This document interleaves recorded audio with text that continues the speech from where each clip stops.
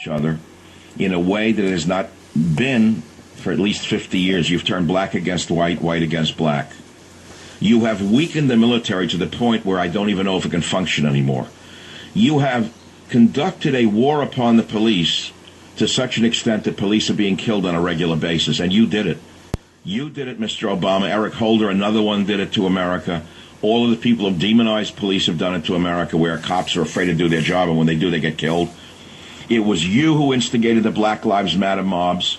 You instigated the riots. You invited the rioters to the White House. You conducted the spying on ordinary Americans who are not guilty. You are looking the other way as ISIS and other radical Islamists commit murder and rape. You, Mr. Obama, are trampling the U.S. Constitution, even though you are a constitutional scholar. You, Mr. Obama, have erased our borders with Mexico. You, Mr. Obama, are flooding the U.S. with undesirable, deplorable welfare leeches. I can support that by the simple fact that the largest percentage of people on welfare are not Native Americans, and I don't mean American Indians, Mr. Obama, but working tax-paying Americans. But the inordinate amount of welfare that is being sucked out of the taxpayers' blood is being sucked out by your very immigrants. And so it's fair to say that you, Mr. Obama, are practicing a scorched earth policy against the United States of America. So why do you find such offense and some comedy in the statement that some of us would say that you are demonic? This is my appeal. I'm trying to do it in a different way, because this country has one election left. And we know what the media is doing. While the world is burning, the vermin in the media, the rats in the media, the salenterates in the media, the crickets in the media, the non-humans in the media continue to talk about what Trump did in 2005. And all of a sudden, the old hags are coming out of the woodwork, trying to pull a, what's his name, that poor actor on him. Whatever. Every old hag, she wants another day in the sun. Oh, Trump looked at me in 1901. Trump looked at me in 2006. Trump came into my dressing room when I was stripping for someone else. Oh, Trump is this, Trump is that. All the while, the world is burning. The other day, a plane crash in East Hartford, Connecticut, was conducted by a Muslim from Jordan.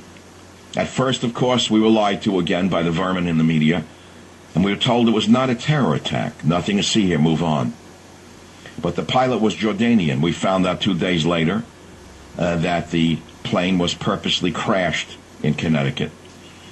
2 Boston police shot by a man wearing body armor after responding for a call on domestic abuse. Not one word from the demons in the media. Meanwhile, Vladimir Putin is recalling Russian officials from the United States and Western nations in what could be a signal that he's preparing for a war, all because of the demon in the White House and Hillary Clinton, who has called him Hitler. The latest WikiLeaks dump shows collusion between the media and the Clinton campaign to try to take out any opposition. That is something that was done and is done only in third world dictatorships. The U.S. Navy is launching attacks on Yemen after a failed attempt of firing a missile on a U.S. Navy destroyer. The list goes on and on. But what is it that you're reading in your newspapers? What is it that you're seeing on your television screens? What are you hearing during the news breaks on the radios? Donald Trump said some really naughty things.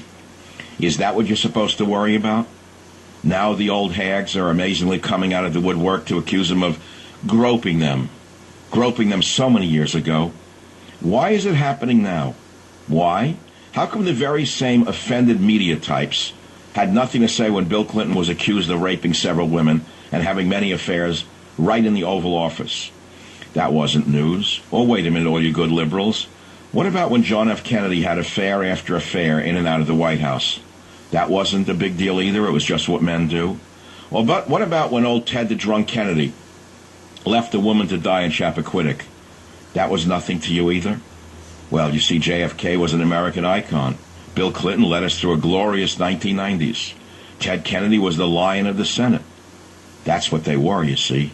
But Trump, forget about him. You see, the world is burning and it's about to get worse.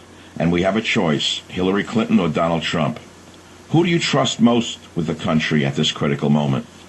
And I think that you have to understand something else in the opening minutes of this radio program on the Savage Nation. Many of you have become disheartened because of the piling on by the lowest of the human species, the Wolf Blitzers, the Jake Tappers. I can name them all. It doesn't matter what I say about them. They are paid operatives of the Democrat socialist machine. They are leading you to believe that the election is already over.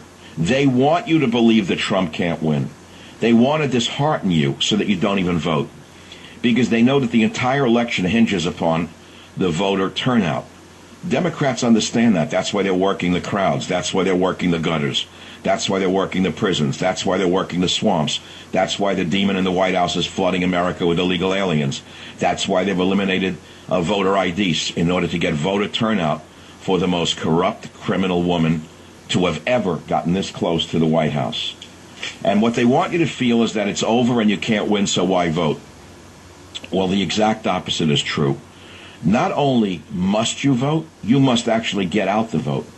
You must speak to others on the other side of the aisle, those of you who understand what is at stake, and you must tell them that everything is at stake because the Democrats are practicing a scorched earth policy on America. And should she win, all hell will break loose in this nation. She will conduct herself in a manner that you can only fear. Now, I can ask you, what do you fear most about a Hillary presidency? I don't think you have to be a genius to understand the answer to that question. Just look at the amendments. Take a look at amendments 1 through 10, and you'll see a few of them are right in her sights. She'll start with the First Amendment. She will limit the freedom of speech. She will limit freedom of the press. She will limit, if not eliminate, freedom of the internet. Now let's look at the Second Amendment. You say, well, wait a minute, that's established law. Didn't that one who was appointed by Obama, whatever his name, her name was Kagan, didn't Kagan say during her hearings to become a Supreme Court justice, didn't she say, and I know we have the tape, the Second Amendment is established law? I think we can find that tape. Do you think that Kagan will still say that the Second Amendment is established law if Hillary Clinton wins and stocks the Supreme Court the way, let us say, Franklin Delano Roosevelt did? Expanded the court, stocked the court in order to continue his fascistic control over America? I don't think so. What we are witnessing in this country now is a breakdown approaching a civil war. Several books ago, I wrote a book called Stop the Coming Civil War. I followed it up with Government Zero.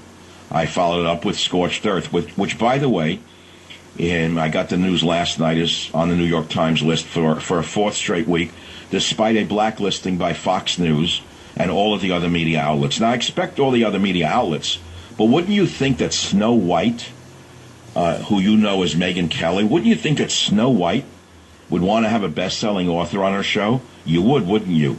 But if you look into Snow White's orientation, political orientation that is, you will find out that Snow White, just like the others, are following the marching orders, and the march is towards socialism. Make no mistake about it.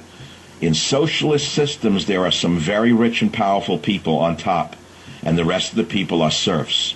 Don't for 1 minute confuse it with an egalitarian equality society where everyone makes the same amount of money. There are the very rich, and then there are the rest of the people. And that is why Snow White, along with those in the media who are all very, very wealthy, continue this absurd march towards socialism. Now, when I come back on this program, I'm going to continue with the discussion of socialism.